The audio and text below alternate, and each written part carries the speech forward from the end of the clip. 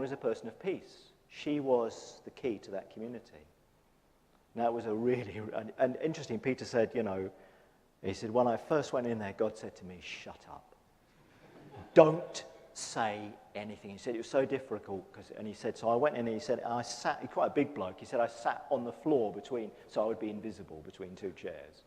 And he said she kept looking at me like, come on, Vicar, do something. And I wouldn't. So in the end, when I wouldn't do anything, she said to one of these other ladies, so-and-so, will you say a prayer? So this lady said this prayer, and there was a lot of effing in it. Dear God, thank you for effing this. Thank you for effing that. But you see, it was her language. It's the way she spoke to everybody. Peter kept quiet. And he said, I just went every week and watched what God was doing. The only rule they had was no dealing in Class A substances in the meeting. It's a really grim environment. And he openly says, I don't know whether I did the right thing. What do you think? What do you think? But he didn't try and impose his structure on it. The only thing he did was he noticed the children were coming in around school, little kids. And he used to do a Jesus story with them. And the adults listened in. Sadly, about 2 or 3 years later, Kathy's daughter committed suicide. And really it broke Kathy, and she died not all that long afterwards, and the thing dispersed.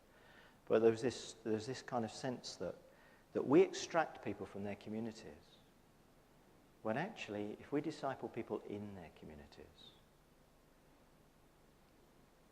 The other story comes out of the Crucible Following Jesus on the Margins, the weekend training that I went on. Lovely Salvation Army guy who, with a group of others, has moved into and living in a white sink estate in Leeds. And he just told some stories. And he didn't intend to do this, but he just went off on what his strategy is. He said, interestingly, after about a year on this estate, they could have started some meetings. But he said, I realized that the key to this estate, to sustainability and incarnation, the real key are the men. And the people who need to lead the church on that estate are the men. And he said, I am working towards the day when the men on that estate lead the church on that estate, and I'm going to go to their church.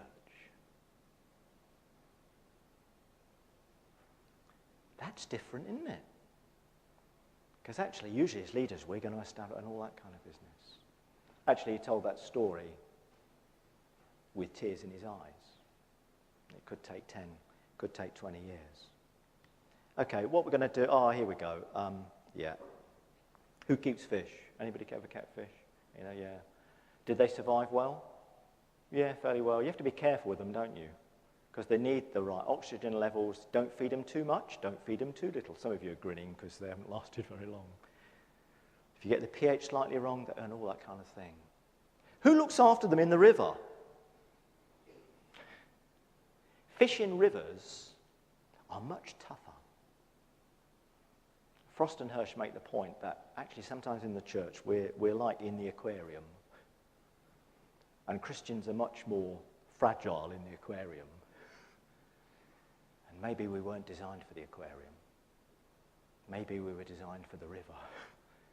Maybe we were designed for out there. And another lovely colleague, lady minister, I saw her on Wednesday leading a church in Nottingham, and I said, how are things? And she said, it's great. She said, we've got loads of not yet Christians in the church. There were all kinds of problems, she said. She said, we haven't got time to bicker anymore. Right, let's have a quick break. But why do you think about that? Just have a think about, and what I'm going to do after is I'm going to try and kind of nail it down. I'm sorry I've gone on longer than I intended. Just to think about what excites you, what makes you afraid.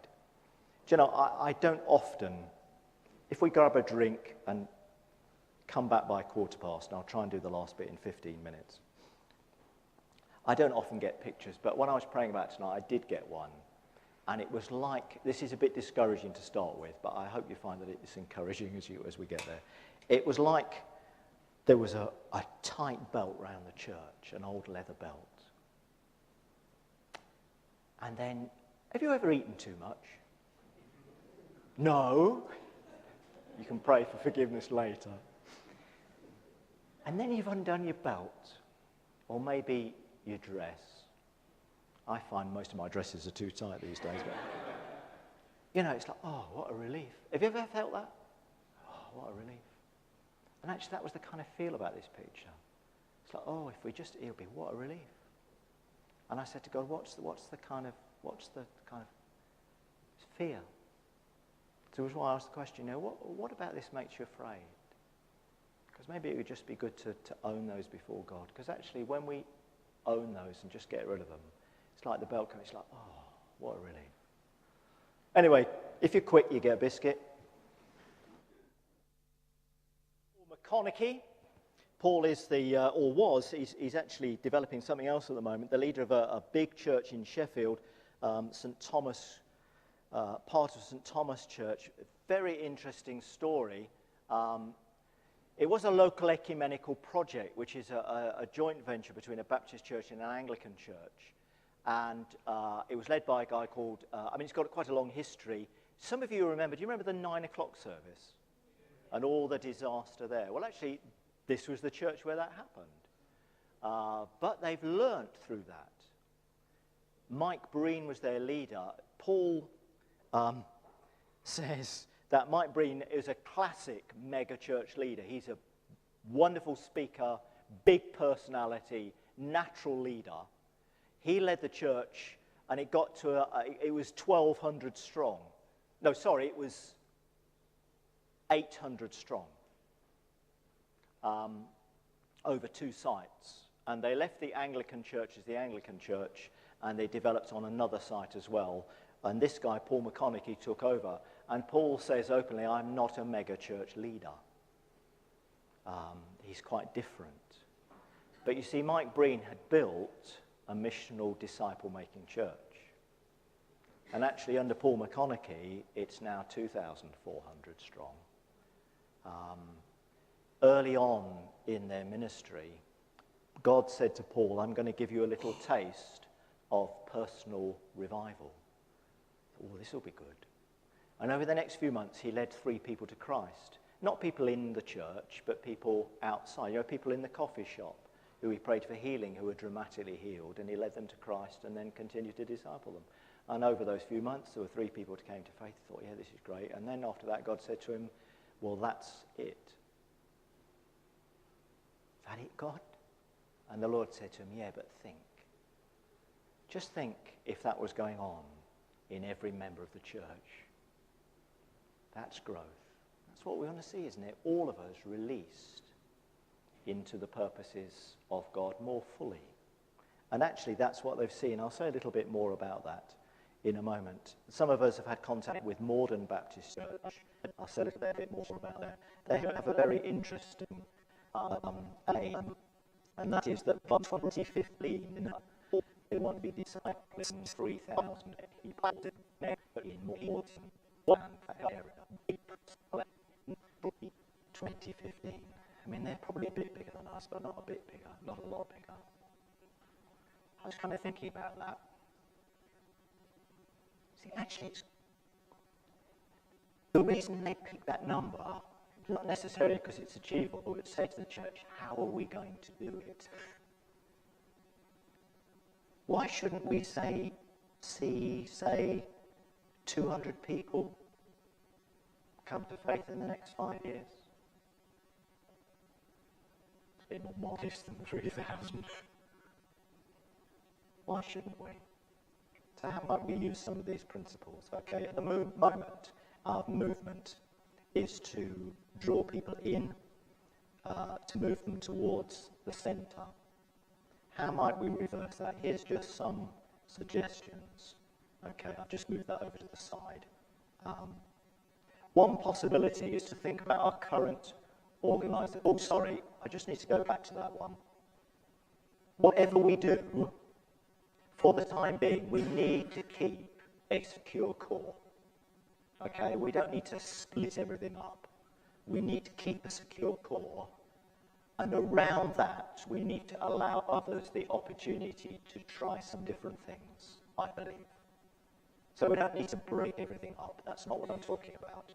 But I think we do, around a secure core, we do need to allow space for others, for want of a better word, to experiment, for us to be praying for them, for us to learn through that experience. So one of the things we might think about, you notice that's from our organisations. It might be that some of our organisations could be thinking about, well, and I don't want to slap this on anybody, okay? Those of you who lead organisations, it's something to think about. Rather than trying to get the movement inwards, what about looking at what's already going on in the organisation? You know, are there people already in there with whom you're in relationship that you could begin to disciple within that? Rather than, there might be 2 or 3 groups, rather than trying to drag them along on a Sunday. What are they? A number of churches at the moment are using missional communities. I'm talking about a principle that's expressed in different forms, in different ways. It's what St. Thomas in Sheffield have been doing for a number of years, 10 years or so. It's what this book by Mark Stibbe and Andrew Williams is about at St. Andrew's, Chorley Wood. Modern Baptist Church are also using missional communities. The principles are the same, but the ways they are expressed and structured are different, because it's not about imposing a model, it's about working with some principles. And one of the things God said to me early on in the sabbatical was, don't go rushing off to lots of other churches to see what they are doing. Learn some principles, because I am already growing things in the soil of Densham Baptist Church that actually through those principles I will call, not I, God will call into being. Locally, Fountain of Life are working on missional communities in places like Watton and also in Scarning, where we live, Oak Grove in Norwich as well. But if you look at the Oak Grove, the way they're doing it and the way Fountain of Life are doing it are quite different. But they're a kind of,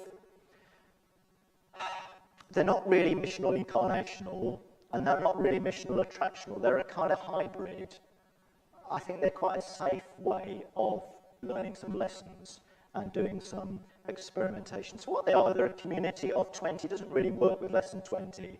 Once you get to 50, you need to multiply into more than one group. They're a community on mission. And they've got a distinctive vision for mission. It may be for an age group, so it might be families with young people. It might be a neighbourhood, it might be Toftwood or one of the villages or something like that. It might be a network, people with learning difficulties, something like that. It may be an interest group. Where's your burden? That's what I was talking about last week, wasn't it, in the deeper water. Where's your burden? Because my gut feel, spiritual instinct, call it what you like, maybe it was last night's cheese, I don't know, is that actually within this congregation there are people in whom there is a desire to do something like this with a particular group of people. And what they do, what you need to do is have a very clear vision statement. And the vision statement expresses who you're trying to work with, how you're going to do it, and how the spiritual input will go on, okay? Who are you trying to reach? How are you going to do it? How the spiritual input will be. And the reason for that is that actually you can be held accountable to that. Not controlled, but held accountable. Because you know what we're like, don't you? You set off with the best of intentions, and you just begin to swerve a bit. And actually it only takes a 10-degree wander off, and you end up a long way from your original vision. And also, if you tie it down in a vision statement, it makes you think it through, and it ties it down very clearly. It's helpful to have a logo. I hate that phrase, lay-led. I hate this clergy laity divide, but I can't find another phrase that fits on a PowerPoint. Okay. We're not clergy laity. We're all clergy. We're all priests. Okay? But that's the way it works.